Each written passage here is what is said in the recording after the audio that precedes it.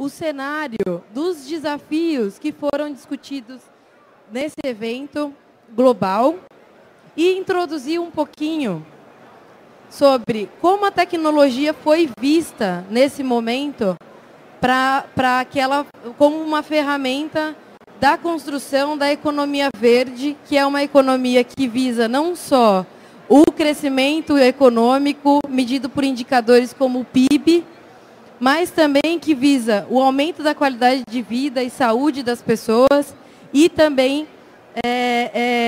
sempre limitados ao consumo de recursos naturais. Além disso, eu conto aqui com a presença de Francisco Saboia, diretor do Porto Digital, vai trazer para nós a experiência dele em relação a desenvolvimento de tecnologia. Marcelino Granja, secretário de Ciência e Tecnologia do Governo de Pernambuco.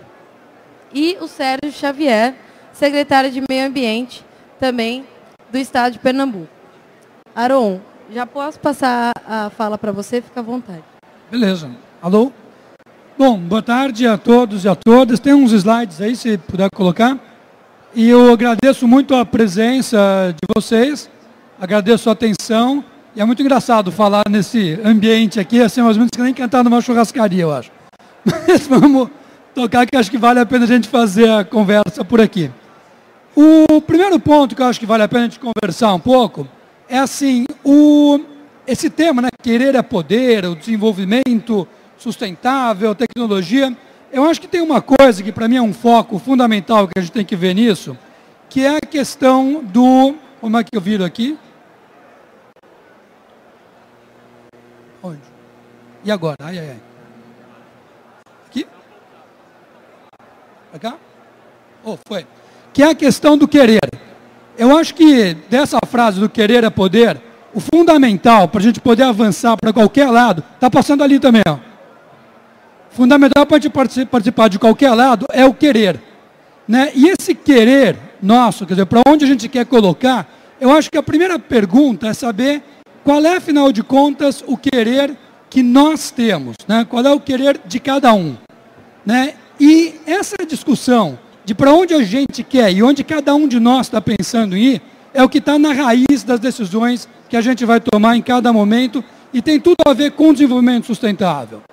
Eu acho que essa discussão nossa, né, de falar simplesmente de sustentabilidade, tem um problema aqui.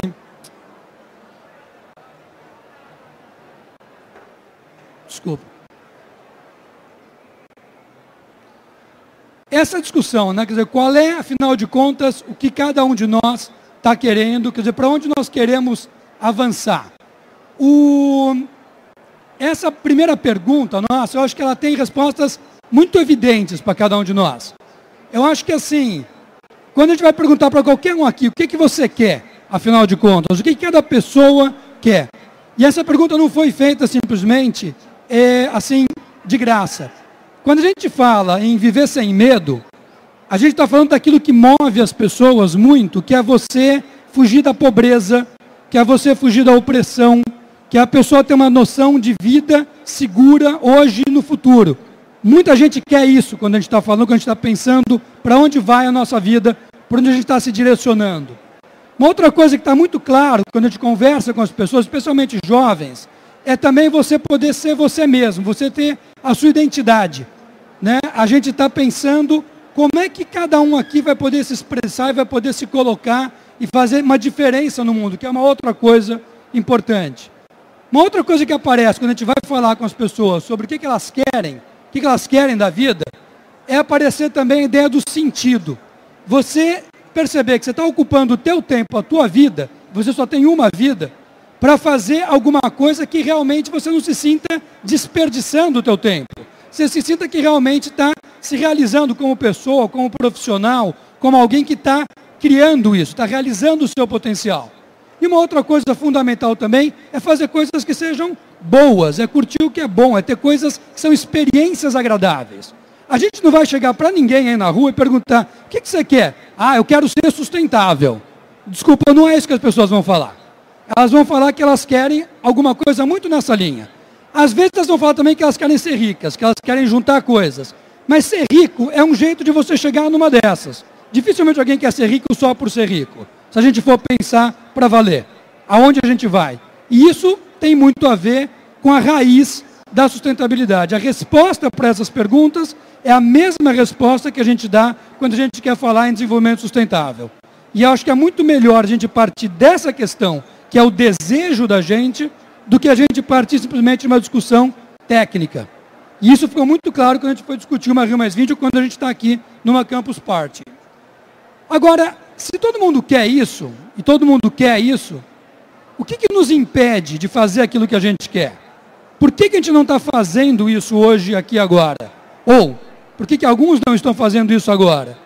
E as respostas também são as mesmas, né? Primeira coisa é a questão do consumismo, né? A gente vive para consumir hoje, na maior parte dos casos. As pessoas, se você for olhar, elas estão normalmente trabalhando para pagar as contas, para comprar uma coisa que eventualmente ela não precisa. Você sabe que consumista é aquele cara que compra o que precisa, com o dinheiro que não tem, para mostrar para uma pessoa que ele não conhece alguma coisa que ele não é.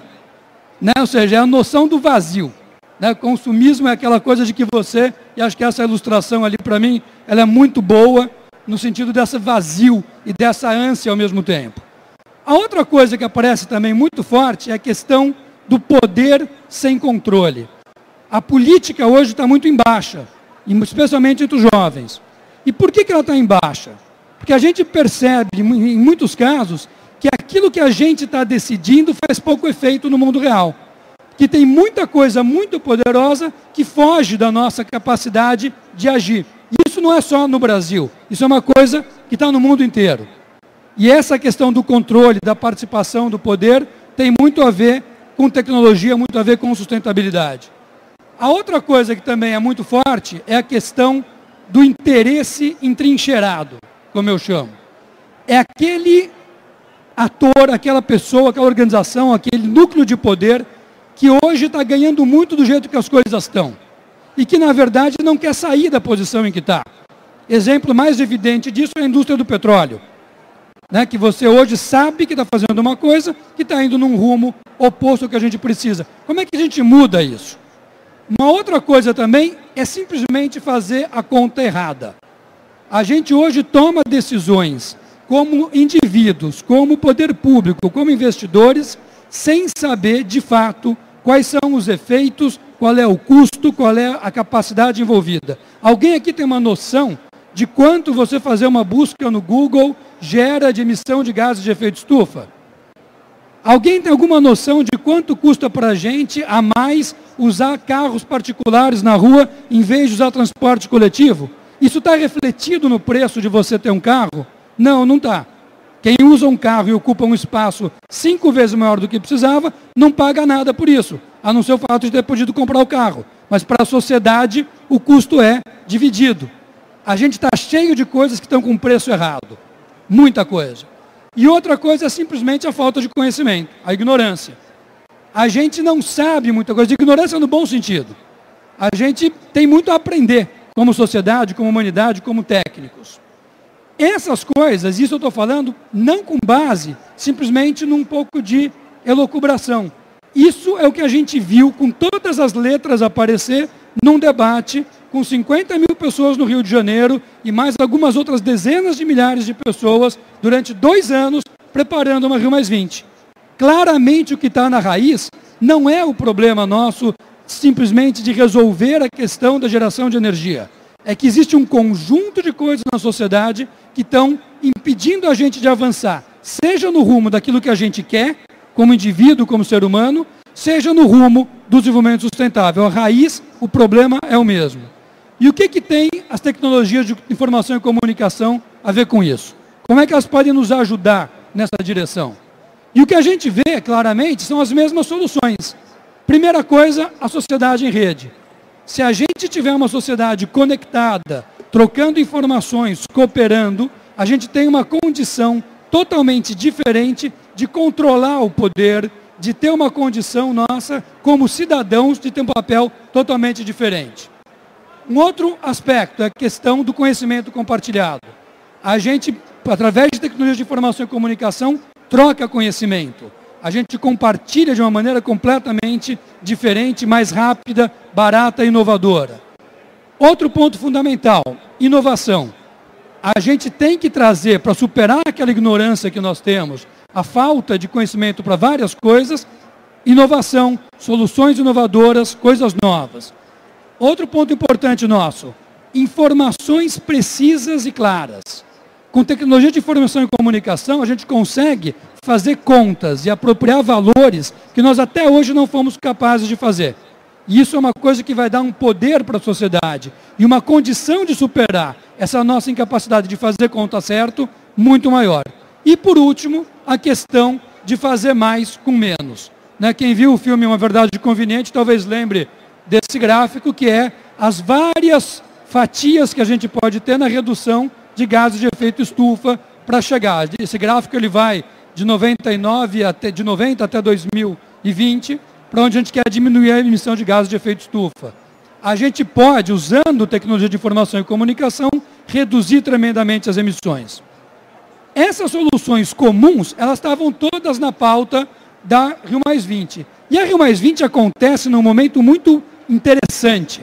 A gente hoje, acho que todo mundo aqui sabe, tem quase 8 bilhões, mais de 7 bilhões de pessoas no planeta Terra. O que a gente às vezes não sabe é a velocidade em que a gente chegou até aqui. Durante as dezenas, centenas de milhares de anos de evolução, nós, humanidade, fomos chegar a 1 bilhão de habitantes há 200 anos atrás, só, em 1804. Em 123 anos, a gente dobrou a população do planeta. Em mais 33, a gente botou mais 1 bilhão. Em 14 anos, mais 1 bilhão. Em 13 anos, mais 1. Em 12 anos, mais 1. A velocidade com que a humanidade aumentou de tamanho nos últimas dezenas de anos é uma coisa que jamais na história aconteceu. Mais precisamente, se a gente for olhar isso, de quando eu nasci em 63, ou seja, 49 anos atrás, a população do planeta mais do que dobrou no curso da minha vida. E na de vocês também, de muitos aqui.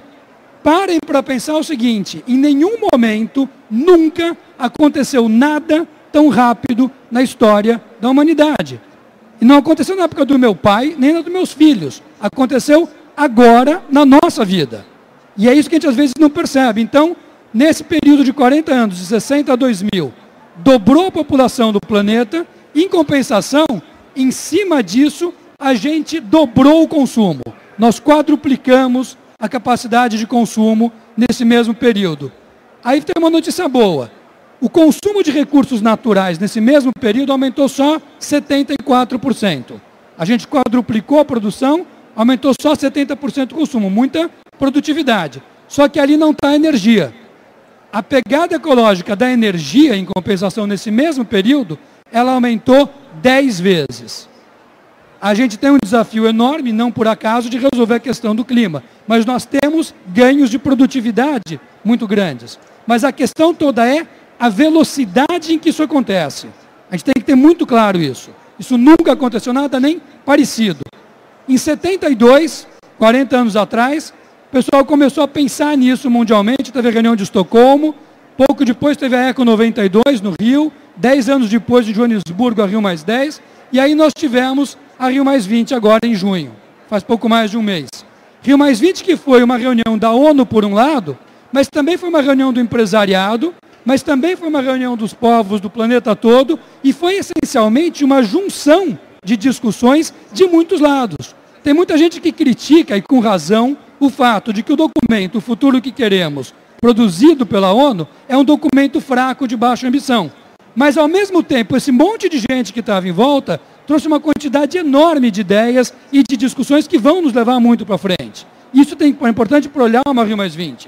Ela não é só a reunião oficial, graças a Deus. Ela é muito mais do que isso. E esse muito mais deu muito certo. O que a gente viu numa Rio+20, por exemplo, ligado à tecnologia de informação e comunicação? Primeiro, mecanismos de participação da sociedade como nunca existiram. Esses diálogos sobre o desenvolvimento sustentável, por exemplo, é uma coisa que o governo brasileiro promoveu, teve baixa adesão, mas era uma plataforma aberta na internet extremamente interessante. Faltou conversar com quem pode participar, mas uma ferramenta nova. A construção do documento que a ONU colocou, por exemplo, pela primeira vez, foi um documento feito com base em consulta pública na internet. Teve 677 contribuições durante o período de consulta, baixíssima quantidade, pensando que isso era uma plataforma da internet aberta, mas estava lá aberta, uma ferramenta nova. Isso foi tratado de uma maneira como nunca se havia tratado antes, usando tecnologias de você procurar identificar o conteúdo lá dentro. E, por exemplo, a própria Vivo participou, ajudando as pessoas a se acharem no meio dessa quantidade enorme de eventos, usando tecnologia de informação e comunicação especificamente para isso. Mais sobre Rio+20 aqui, né?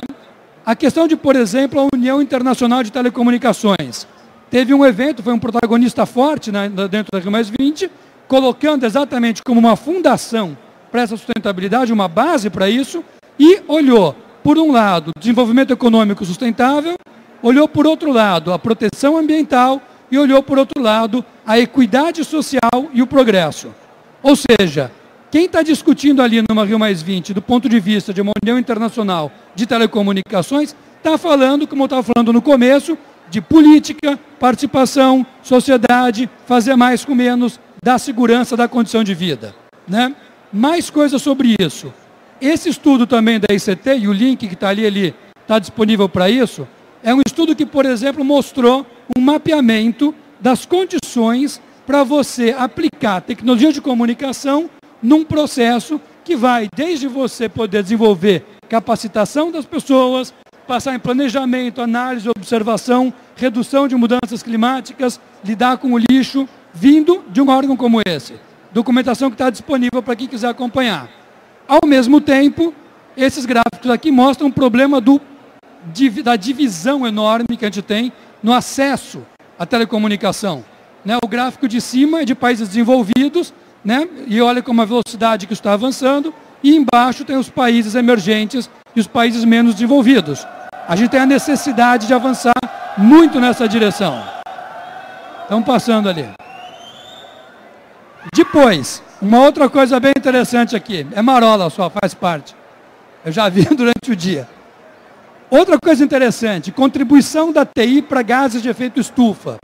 A gente hoje tem 0,5% da emissão de aquecimento global é responsabilidade de TI, 14,5 gigatonelada. Isso em 20 anos pode chegar a 1,4, vai aumentar bastante. Mas esse aumento, ele em proporção ao total continua muito pouco, e o que é interessante, você tem uma redução de gases de efeito estufa, de aquecimento global, pelo uso de TI, de 7,8 gigatoneladas. Você aumentou alguma coisa como 0,9 e ganhou 7,8, ou seja, é extremamente eficiente. Tem estudos bem interessantes nessa direção, que vão ajudar. Você tem, por exemplo, ONGs trabalhando nisso, no mundo todo, usando plataformas de cooperação, na África, na América do Sul, em outros países, né, para você tratar a economia verde, e apresentando, por exemplo, aí tem 10 recomendações de uso de TI para avançar na economia verde e no desenvolvimento sustentável.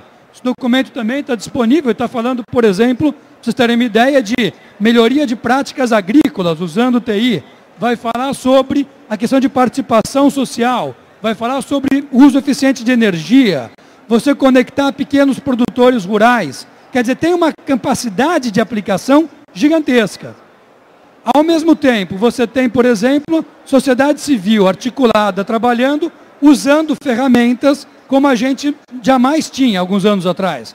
Você trabalhar em mobilização global usando Google, usando Skype, usando redes sociais, usando isso que a gente está usando aqui agora, é uma novidade. Não tinha isso há 10 anos atrás. Isso dá um poder enorme para a gente trabalhar.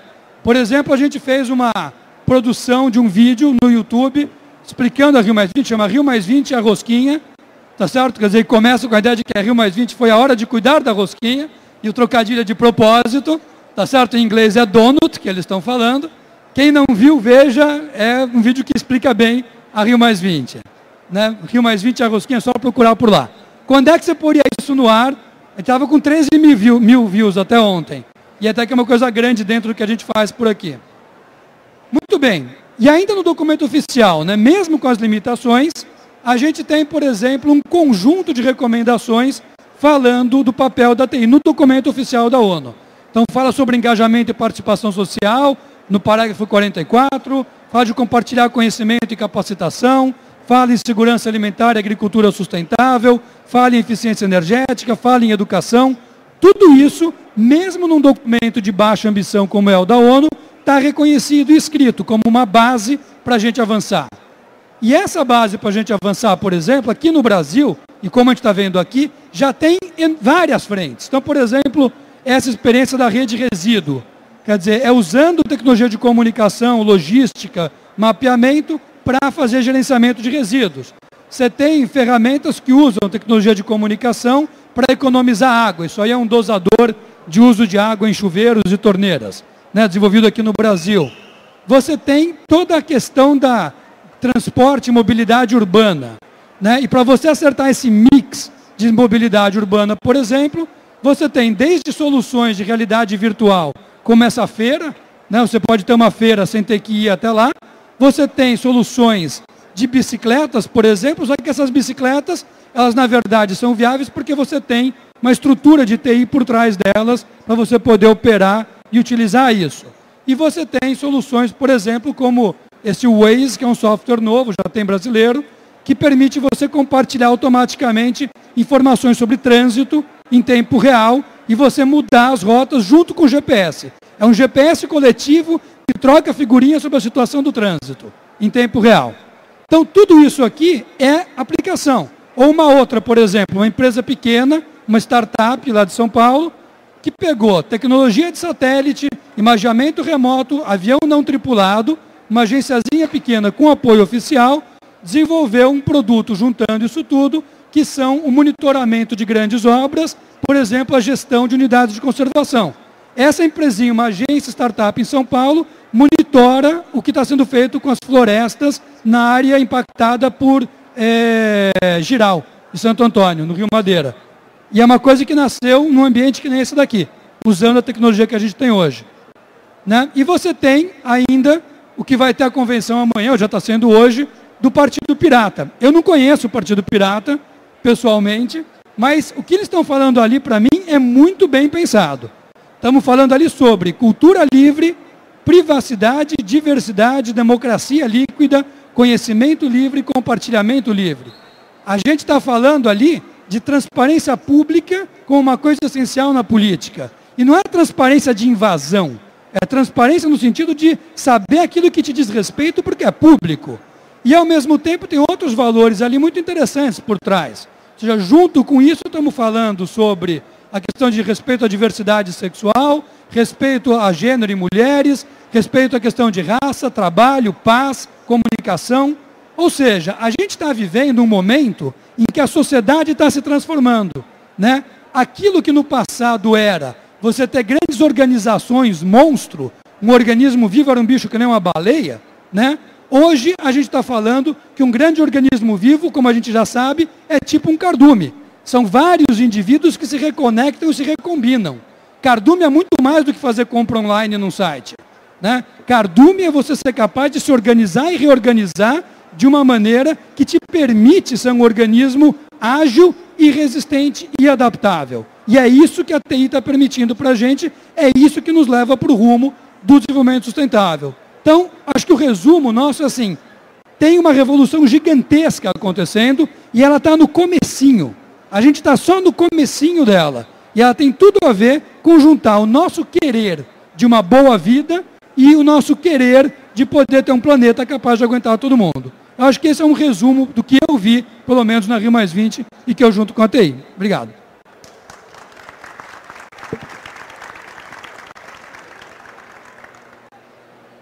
Obrigada, Aron. Acho que foram ótimas as considerações, principalmente mostrando que para mudanças, eu acredito que para mudanças e transformações que acontecem com a velocidade que o Aron mostrou, eu acho que a gente precisa de soluções também que aconteçam com essa mesma velocidade, pensando principalmente nos limites de recursos que nós temos hoje, para que a nossa vida se faça realmente com mais qualidade, com mais saúde, com mais segurança para nós e para as próximas gerações. Nesse sentido, eu tive uma experiência muito interessante também na Rio+20, eu tive lá, o Aron também esteve lá. Eu tive a oportunidade de conversar com o ministro de Meio Ambiente, Alimentação e Agricultura da Espanha.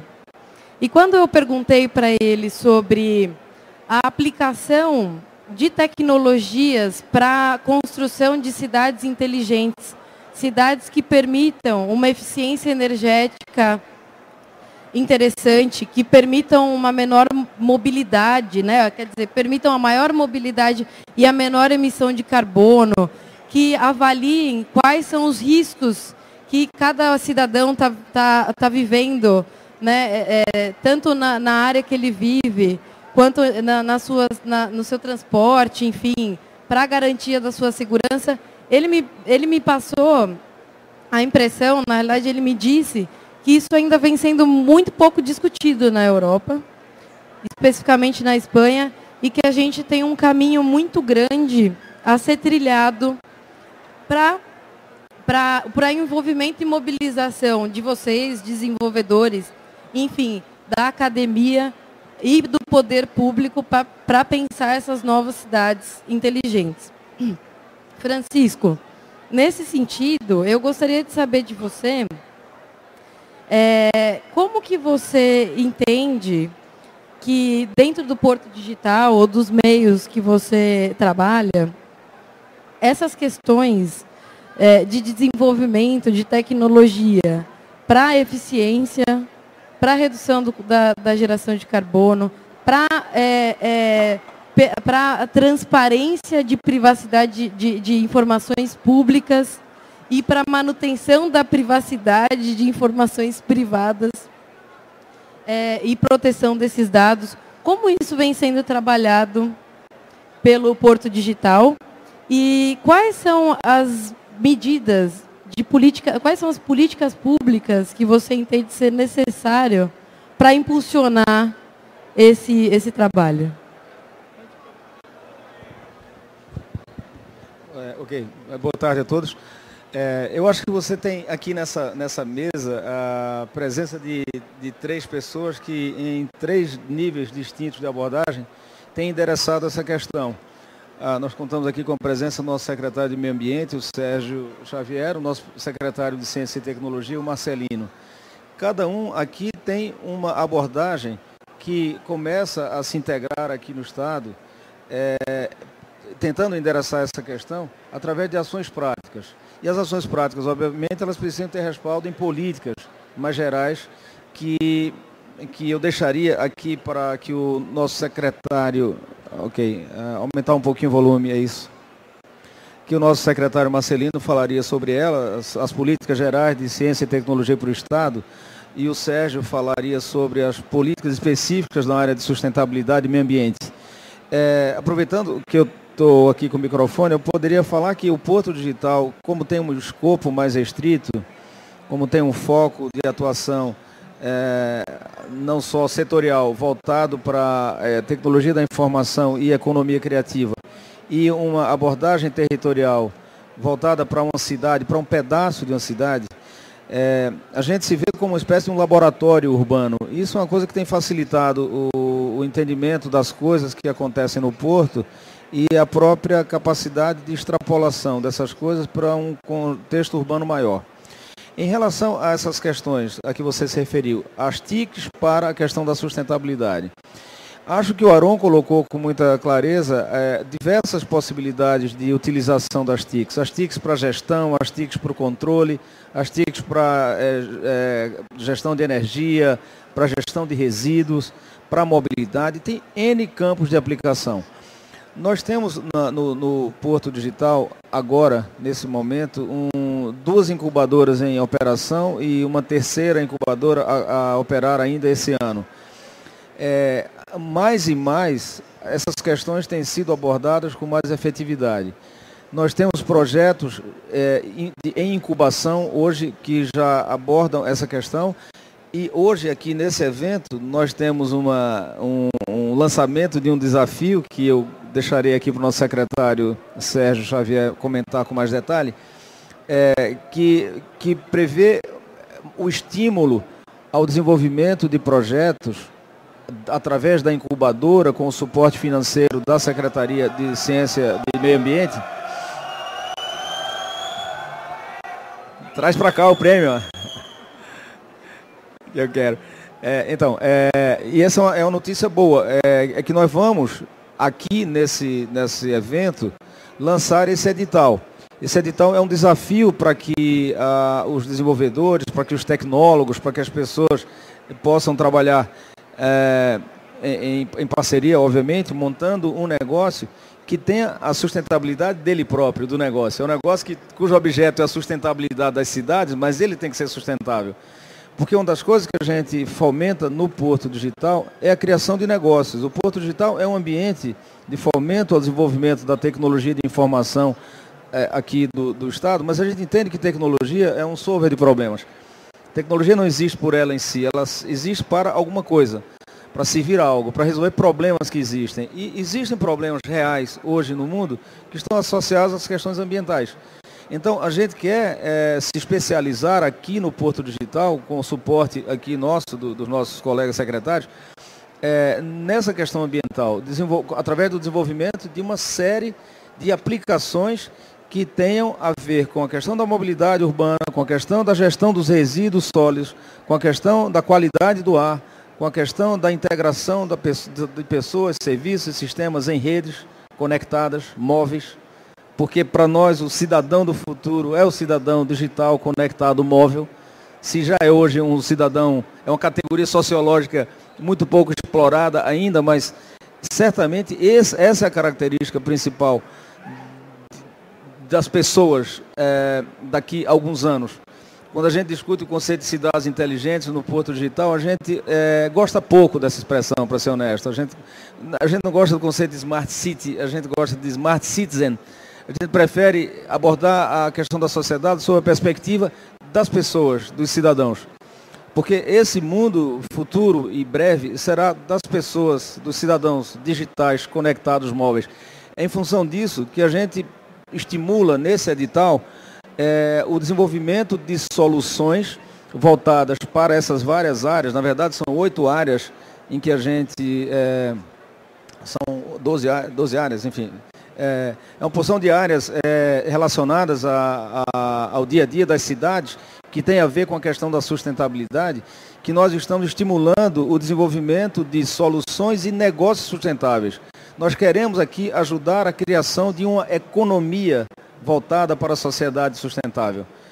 A economia precisa não só de ter problemas, ter necessidades, mas você precisa de ter toda uma cadeia de atores.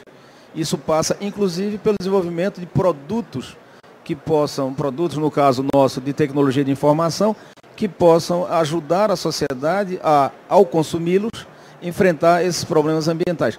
É esse o objetivo, inclusive, do nosso edital, dessa parceria entre a Secretaria de Ciência, Tecnologia, Meio Ambiente e o Porto Digital, de maneira que a gente está muito esperançoso de que, ao final do lançamento desse edital, hoje, a gente venha a ter nos próximos 30 dias um pouco mais, uma quantidade grande de projetos que serão selecionados e aquele projeto vencedor será incubado e os demais serão apoiados também de alguma forma. É por esse caminho que a gente está abordando essa questão no Porto Digital. Obrigada, Francisco. Eu acredito realmente de que qualquer transformação, ela, como você disse, do conceito de cidades inteligentes, concordo com a questão do conceito do cidadão inteligente. Nenhuma grande transformação ela passa ou acontece, né? Ela é desenvolvida sem uma mudança de cultura real, né? E nesse sentido, eu acho que interessante esse projeto do edital, eu não conhecia, né, que vocês estão desenvolvendo em parceria. Eu acho que nós temos vários desenvolvedores aqui, pessoas que estão interessadas nesse projeto. Talvez fosse interessante vocês detalharem um pouquinho mais, se vocês puderem, por favor, secretários. Fica à vontade.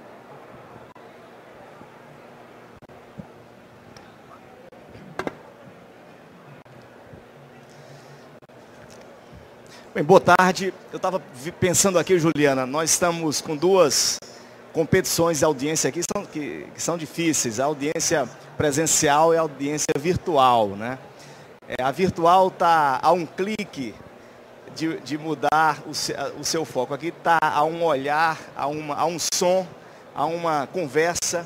Portanto, queria cumprimentar as pessoas que estão aqui muito sintonizadas com essa nossa conversa e dizer que esse projeto que Francisco Saboia já deu, né, uma linha geral sobre ele aqui, esse edital, na verdade é um projeto que considera uma mudança de lógica no pensamento da sustentabilidade. Ou seja, não basta fazer mais ou melhor do mesmo que estava sendo feito, na mesma lógica. É preciso mudar a lógica, mudar a percepção, mudar os valores.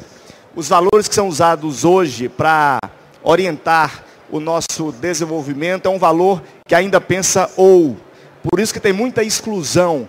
Nós pensamos ou isso ou aquilo. E está na hora de pensar e. Tudo junto ao mesmo tempo. Tem que pensar e, considerando o ambiente, as pessoas, a inclusão das pessoas e a sustentabilidade também dos processos econômicos. Pensar aí envolvendo a cultura, o comportamento, o sonho, a poesia, ou seja, a sustentação também das políticas que garantem democraticamente que os processos avancem.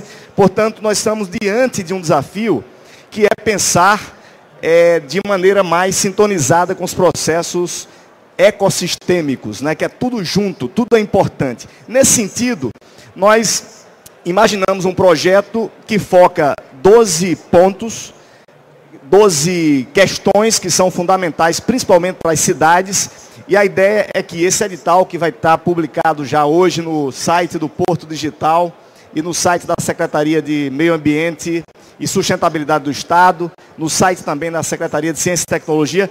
Esse edital, ele formula um desafio, ele busca soluções, pensando uma nova lógica para os seguintes pontos. Primeiro, gestão, logística reversa e reciclagem de resíduos. Nós estamos, na verdade, nesse momento, fazendo uma indústria de trás para frente. A indústria convencional, ela transformava matéria-prima em produto e depois virava lixo. Agora temos que fazer a indústria que sai do lixo, vem para o produto, volta de novo para a matéria-prima e fica num círculo permanente, reaproveitando todos os processos, reduzindo o consumo de energia. Portanto, isso exige muita tecnologia, exige muita rede, exige muita integração, criatividade, inovação. Portanto, é um dos temas. Outro tema é a questão da água. Nós temos que gerenciar hoje a falta, o excesso e o desperdício de água. São três dimensões importantes. Aqui em Pernambuco nós temos uma seca muito grave no sertão e temos aqui na região metropolitana excesso de água, inclusive o mar está avançando sobre a cidade e a gente precisa também gerenciar esses processos de falta e de excesso de água, considerando inclusive as mudanças climáticas que o Aron falou muito bem aqui na apresentação inicial. Outro aspecto é a geração descentralizada de energia. O modelo energético, ele vai ser totalmente quebrado, vai ser totalmente renovado nesse processo. O Aron mostrou uma imagem muito interessante, que é a da baleia e do cardume. Hoje os processos de geração de energia estão mais parecidos com a baleia, muito concentrados, grandes usinas, concentrações de grandes produtores, levando energia para pontos distantes e tal. O próximo modelo que está em curso é o modelo descentralizado, pulverizado, com geração local, e isso vai gerar também a necessidade de muita tecnologia para gerenciar esses processos. Portanto, é outro desafio, é outro ponto importante que nós estamos colocando aí. A questão do compartilhamento é outra palavra-chave fundamental. A cidade não tem mais espaço para carro, já chegou no limite. Portanto, a única saída é pensar sistema de transporte multimodal, tudo sendo feito de forma interligada. Você tem várias opções, poder usar bicicleta, poder usar cadeira de rodas, poder usar o ônibus, usar metrô, usar carro, quando for necessário. E para isso a tendência é o compartilhamento. Vamos sair do ter ter que ter um carro, ter que ter uma bicicleta, ter que ter uma cadeira de rodas para o usar. Ou seja, isso vai estar disponível nos pontos que forem necessários dentro da cidade de forma inteligente, compartilhada, reduzindo congestionamentos. É uma tendência e também entra na era da visão descentralizada, da visão das redes. Outro aspecto importante é o gerenciamento dos serviços urbanos com inteligência artificial. Tem muita burocracia, se perde muito tempo para gerenciar coisas que podiam ser automatizadas, processos simples e que hoje são burocratizados por falta dessa tecnologia. Juliana falou aqui de transparência, falou de uma série de aspectos também que são fundamentais dentro desse projeto de gestão pública, né, de gestão das políticas públicas. Portanto, a tecnologia tem aí também um grande desafio. Em síntese, além desses pontos que eu falei, nós temos ainda a questão de planejar a cidade de forma mais equilibrada. Nós temos cidades que estão precisando de equalização, concentrações no lugar, falta em outro, e nada melhor do que a tecnologia para pensar o todo, definir a ocupação da cidade de forma equilibrada e ter sistemas que possam planejar onde é que é melhor ter uma antena. Eu estava ontem vendo o presidente da Vivo, o senhor Valente, aqui falando sobre o desafio de instalar antenas nas cidades.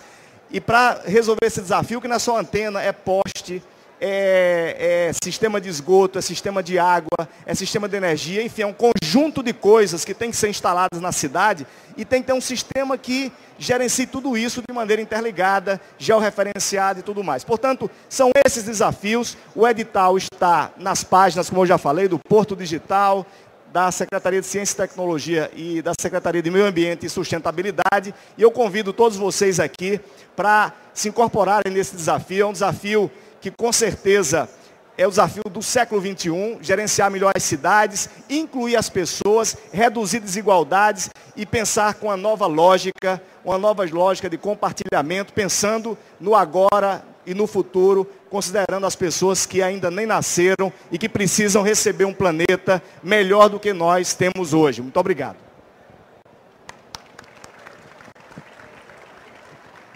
Muito interessante, Sérgio. Principalmente, parabenizo a iniciativa do governo do Estado de Pernambuco e também a parceria com o Porto Digital, principalmente porque eu acredito que essas soluções, na agilidade que elas realmente têm que acontecer e têm que dar resultado, elas nunca vão ser feitas por uma vertente só. Elas nunca serão feitas pelo governo único e exclusivamente.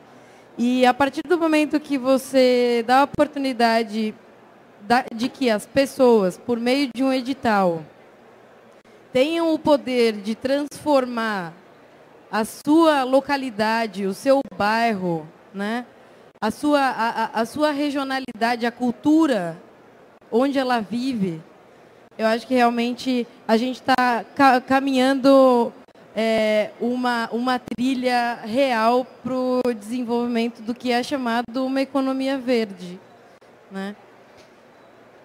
Aron? Acho que eu queria aproveitar, então, só fazer um comentário. Primeiro, eu acho que está muito em linha com aquilo que a gente está falando. Estamos vendo esse caminho que está sendo seguido chegando aqui, né? E uma coisa que me chama muito a atenção é que na Rio+20, uma das grandes coisas que apareceu foi a importância dos governos subnacionais. Ou seja, os países têm uma dificuldade enorme de se entender e eles trabalham com a coisa da soberania, com a coisa da competição de uma maneira muito dura. E, ao mesmo tempo, a gente tem cidades e estados que estão sendo muito mais ágeis e flexíveis. Então, eu queria primeiro chamar a atenção para isso, eu acho que está totalmente em linha, e saber um pouco do secretário de Ciência e Tecnologia sobre como é que vocês estão vendo essa conexão, né, se vocês estão olhando esse lado da cooperação com outros estados, com outros países até.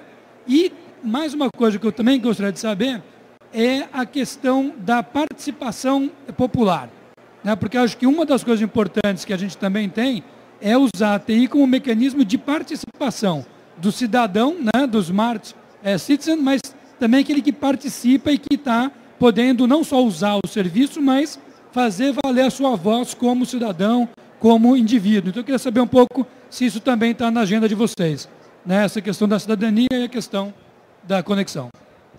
Ok, boa tarde a todos e a todas, professor Aron, Juliana, Chico, Sérgio.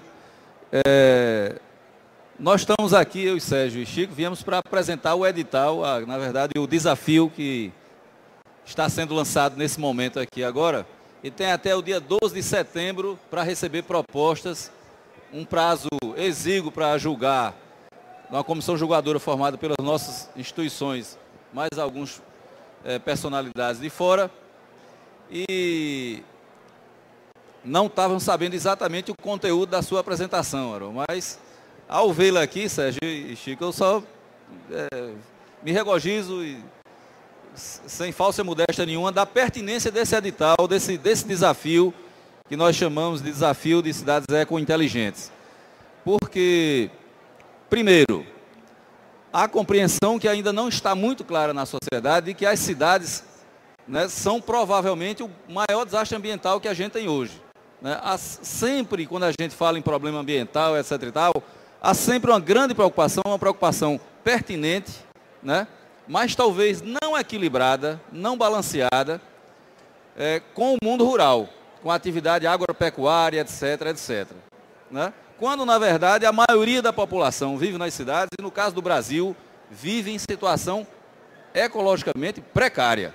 Então, condições de habitabilidade, saneamento, mobilidade, etc., etc., etc., que impactam, inclusive, tremendamente o nosso sistema de saúde pública. Então, termos soluções ecologicamente sustentáveis, né, de desenvolvimento para as nossas cidades, para ter uma vida mais feliz nas cidades, é uma questão, hoje, decisiva para a qualidade de vida do nosso povo. Não há abordagem que não seja essa, porque o nosso povo hoje vive quase 80% na zona urbana. E estamos na zona urbana precisando comer. Ainda tem esse detalhe. Portanto, demandando, né? Demandando isso sem produzir alimentos na própria cidade, demandando o mundo rural.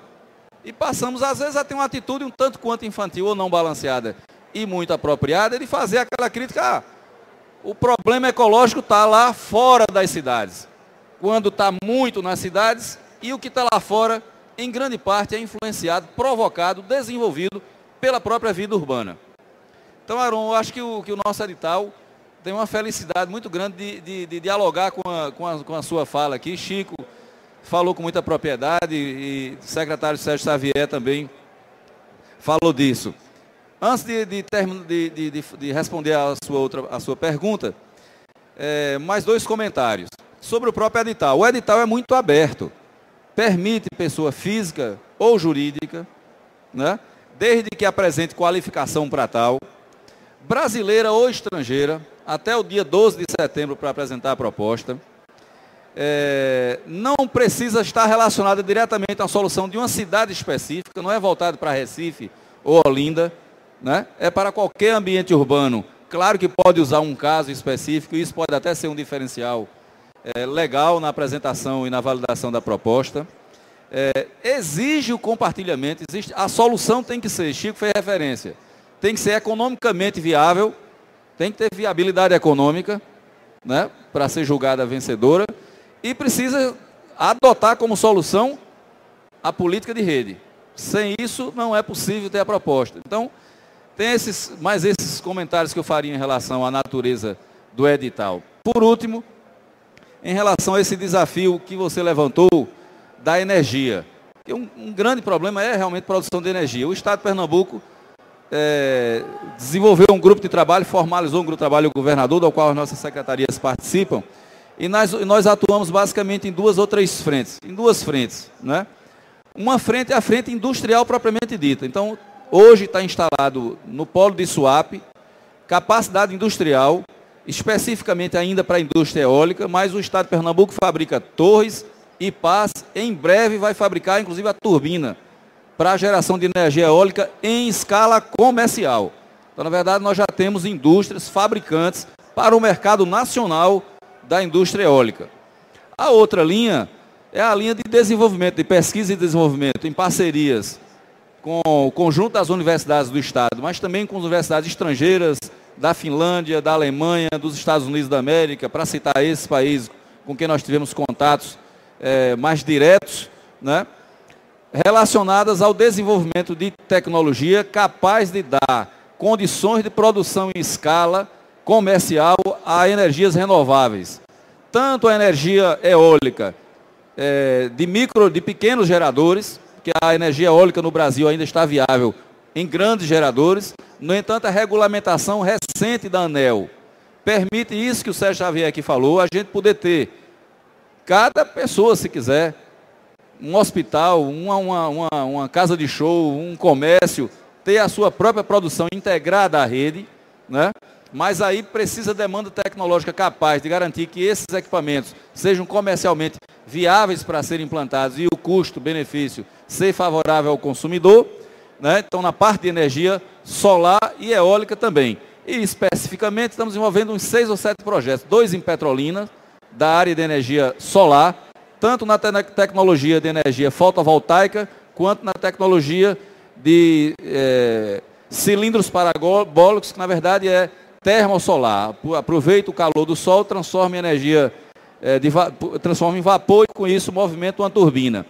E em Fernando de Noronha, que é um distrito do estado de Pernambuco muito especial, porque está a 500 quilômetros do continente, portanto não pode ser beneficiado do sistema elétrico nacional, da sua rede nacional do sistema elétrico nacional, que é um dos mais modernos do mundo, é um sistema isolado, dependente ainda da produção de energia pela queima de carbono, por óleo diesel. No entanto, nós estamos lá desenvolvendo 2 placas fotovoltaicas, um projeto de pequenos aerogeradores em 13 pontos, em 13 instituições públicas, um leilão da ANEEL que está em curso para produção de energia de 1 megawatt de energia eólica e mais um projeto de desenvolvimento de energia por ondas.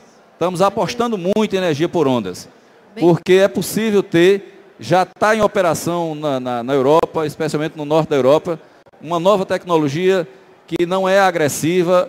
A turbina, na verdade, ela fica submersa, totalmente submersa, inclusive com estudos de impacto ambiental, que até ajuda os animais marinhos, protege, é usado como um ambiente de proteção para os animais e, portanto, cria uma condição de produzirmos energia em escala e com um detalhe: essa energia por ondas, diferentemente da eólica e especialmente da solar, não é intermitente, é como energia hidráulica, é permanente, 24 horas por dia, já que a energia solar tem um custo caro em função disso. Você só tem a produção de energia enquanto tiver a luz solar. E a energia eólica se tiver vento. A energia por ondas, tanto pelo fato de aqui no Nordeste, próximo da linha do Equador, a gente tem uma amplitude muito grande da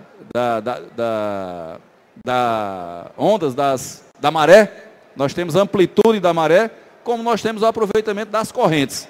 Então essa turbina utiliza isso aí. E em relação à última pergunta, que foi, Juliana, fechando, a participação da população nas nossas políticas, eu acho que o próprio Porto Digital é um exemplo disso. O Porto Digital é uma organização social contratada pelo Estado para exercitar uma política pública. É uma organização extremamente democrática, um conjunto grande de órgãos, dos empresários, à sociedade civil e aos governos participam e viabilizam aqui em Recife um parque tecnológico que é um dos melhores do mundo, né? É um dos mais importantes do Brasil e é razão, inclusive, para a existência desse evento aqui, com a participação da sociedade. A sociedade participa efetivamente da elaboração e da execução de uma política pública vitoriosa. Esse era o gancho que eu ia colocar. Eu acredito que a Campus Party, ela realmente acontece como um fruto de toda a mobilização que todos vocês vêm fazendo para o desenvolvimento tecnológico da região. E nada, não faz mais, não faria sentido se não fosse aqui. Então, eu gostaria de agradecer, Francisco, eu sei que você teria um outro caso para falar, mas a gente vai ter que finalizar. Muito obrigado pela participação de todos, Aron, muito obrigado por trazer as experiências que você viveu lá na Rio Mais 20. Parabéns aos secretários e ao Porto Digital pela parceria no projeto. E muito obrigado pela participação de vocês, gente. Até mais.